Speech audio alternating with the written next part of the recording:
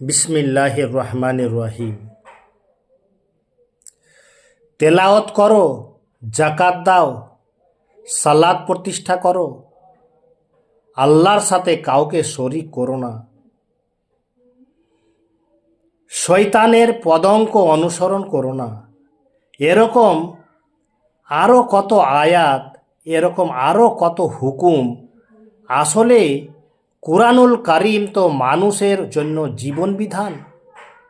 তাই সমগ্র কোরআনে ছড়িয়ে আছে এ ধরনের অসংখ্য বিধান মানুষের জন্য, মানুষের কল্যাণের জন্য।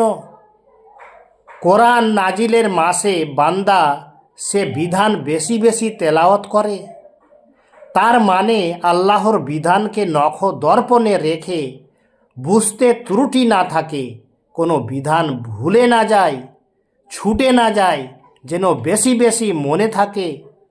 অনেক অনেক গুণ নেকি তো আছেই এই উদ্দেশ্যেই, তবে কিছুতেই মাথায় আসে না জীবন বিধানের প্রত্যেকটি হুকুম কিংবা কিছু কিছু হুকুম সচেতনভাবে অমান্য করে কিংবা অবহেলা করে কিভাবে বান্দা অনেক অনেক গুণ নেকির আশা করতে পারে।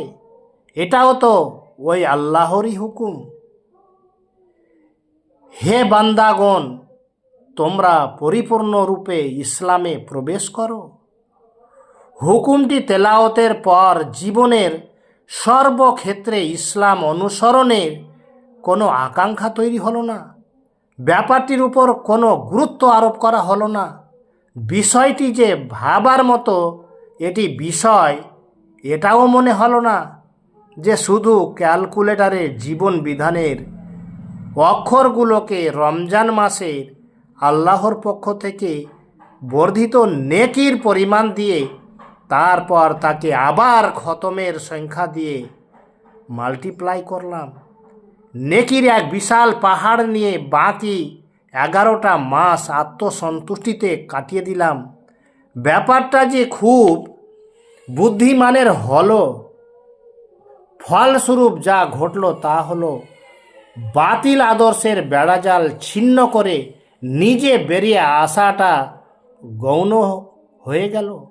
মানবতাকে বের করে আনার দায়িত্বটা পাশ কাটিয়ে যাওয়াই হলো। অর্থনৈতিক লেনদেনে সুদ এবং সৌভাগ্যের বিষয় বলে পরিগণিত হলো। বাতিল সব কিছু আমরা মেনে নিলাম।